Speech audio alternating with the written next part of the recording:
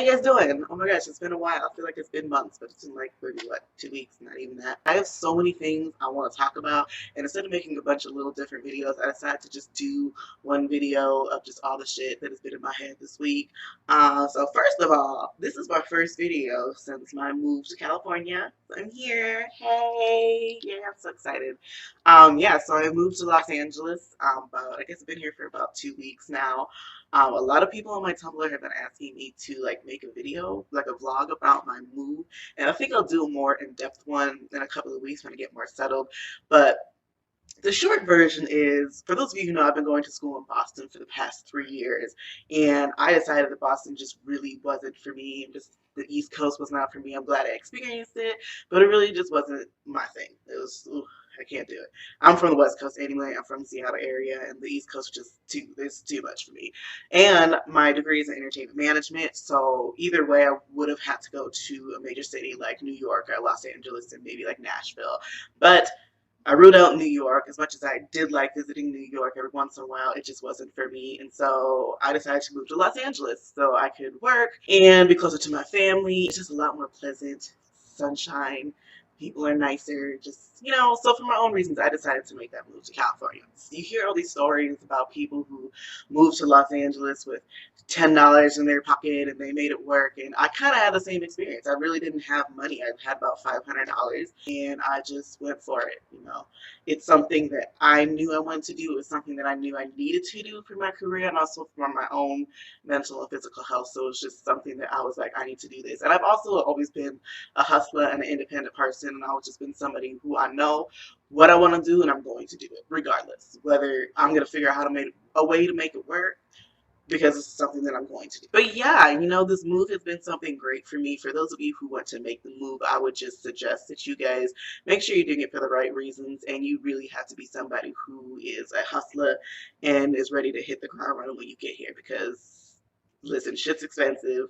I will say the advantage that I do have is that I'm staying with my cousin for right now, and they're not asking me for money, but I will eventually need to pay them something, just because I don't like having to swap people for free. Like, I don't like that. I think the biggest thing is really just getting your head in the game, and then doing it for the right reasons. Like, why are you moving down here? Like, really. For me, it was a career move, and if you are doing that, you need to be applying to jobs like right now, and you also should be willing to do whatever you need to do in the meantime. You're not going to get the job that you want as soon as you get out here. It's just not realistic. It's not going to happen.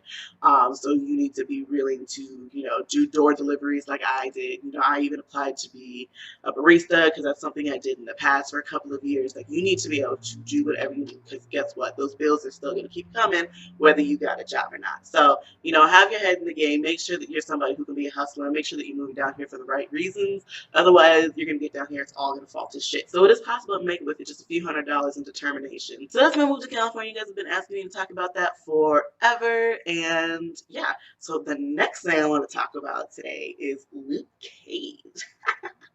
So, for those of you who don't know, which I don't, have you been living under a fucking rock for like the past year and a half? Like, I don't understand. Anyway, so Luke Cage dropped at midnight on Thursday, right? And bitch, I was up at midnight to watch it. I was there at 12:01, bitch. I was tuned into Netflix, okay? So I watched the whole thing. I finished it yesterday afternoon. I stayed up till 5 a.m.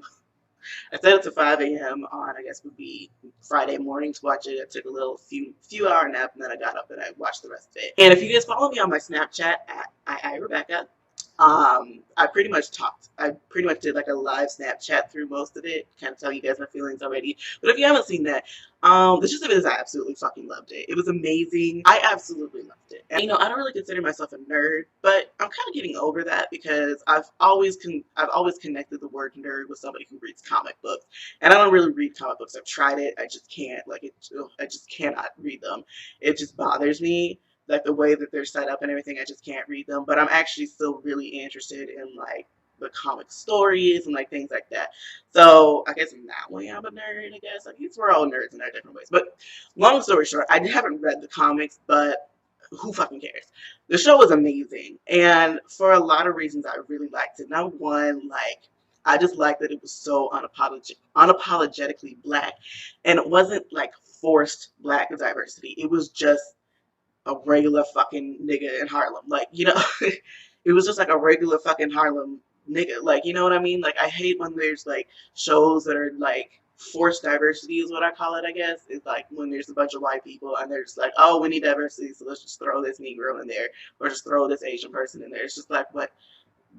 Why? Like, you know what I mean? So for that reason, I really liked it. It was just like, it just felt like being in Harlem on any regular day. Like, it was all black and Latinos. My favorite part about the whole show is there's literally like one white guy that talks in the whole thing. But yeah, it was so filled with brown people. It was so good. It's hilarious.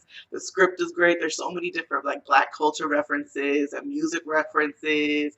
The cinematography is fucking amazing. My favorite shot of the whole thing is, which I think they show in the trailer, but is when Cottonmouth is like, everybody wants the king, and there's the Biggie poster behind him, and he walks up, and the crowd is like in line and said, ah, bitch, what I tell you, I shouted, yes. It's so fucking good.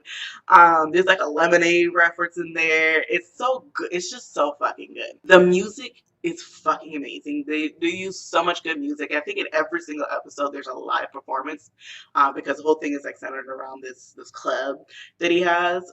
Yeah, like Jadena performs live, Faith Evans performs live. It's so good. It's just so fucking good. There was nothing about it that I didn't like. Michael Coulter, I think is his name, who plays Luke Cage, did an amazing job. He's also fine as fuck. Sweetie, if you're single, go ahead and give me a call because I would gladly sit on your face. I can't, the guy's first name, I can't remember his name, but the guy who plays, I know his last name is Ali. He plays Cottonmouth, also did an amazing job. I know we've all seen him like in House of Cards, and we were all kind of like, ooh, girl, you character, sweetheart. But like in this, he fucking killed it. And I'm a villain person. See a good villain, it like tickles my fucking clit. Like I love it so much. And he did a great job. Simone Missick, who played Misty Knight, did a great job. Even though I don't really know how I feel about Misty Knight as a character yet.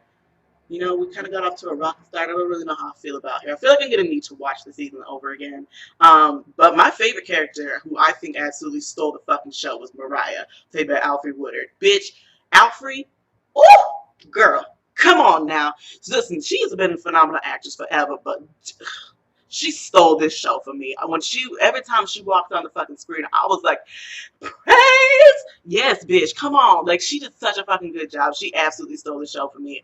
She was amazing, girl. Ooh, bow down to you, because you did an amazing job, girl. Like, applause, bows, like, whoo. But yeah, so I absolutely fucking love Luke Cage. It was amazing. Like, it was so fucking good. If you haven't watched it now, like, what are you doing? This is the first fucking television show featuring a black superhero as the lead. Like, what are you doing? It's so good. Netflix, I gotta give my hat off to Netflix because they've been doing so fucking good with these Marvel TV shows.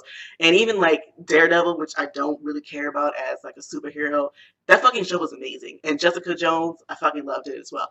Like, I just cannot wait to see what else they come up with, and I cannot wait for season 2 of Luke Cage, which y'all need to go fucking watch this so that we can get a season 2, because it's fucking amazing. But, okay, enough standing of that. The last thing I want to talk about is a little bit of a read, but not really. It's just more of a rant.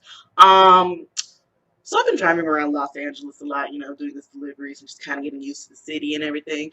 And I would like to know why there's another Madea movie. Can anybody answer that for me? Like, who's still watching Madea? And not only is it a Madea movie, but it is Madea's Boo Halloween. Excuse me? And I would like to read you the premises or the description of this video, feature film thing. Please hang in there with me. This is the literal description of this movie, okay?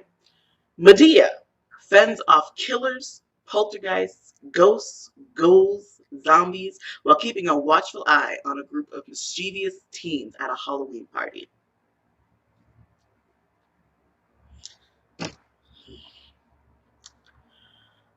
Oh, dear God. Tyler Perry. Tyler Perry. What are you doing?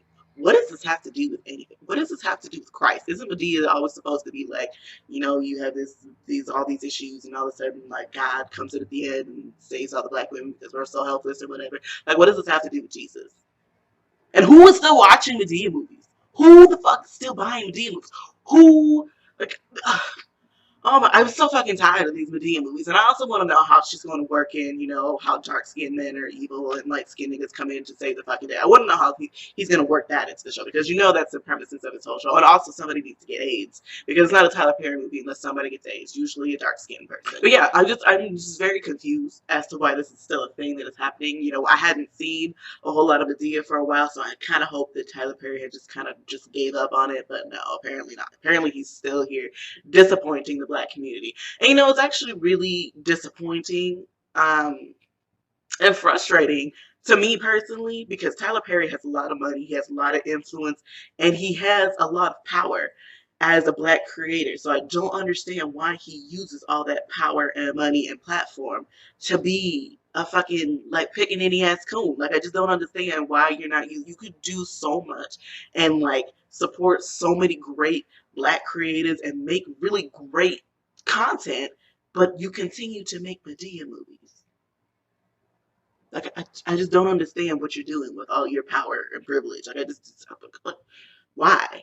Like, it is so disappointing to see all these Black people. Like, the Black people have so much have a platform and power, and they just use it to do what? Appeal to white people and make us look like fucking ghetto ass, coon ass, unintelligent ass, ignorant ass niggas. Like, really, it's really all he does. All he does is fucking support Black stereotypes, and it's really fucking frustrating and annoying.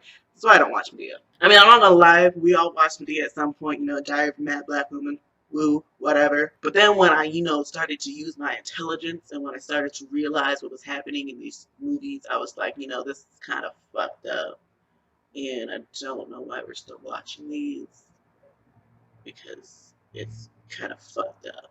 But whatever. I just need somebody to explain to me why the fuck there is still a Madea movie, because I just don't understand. But anyways, whatever. Lynched for practicing our old culture. So yes, sweetheart, there's a thing called cultural assimilation, where we were forced to adopt white culture, and I'm gonna get to that later. But let me rewind. In the topic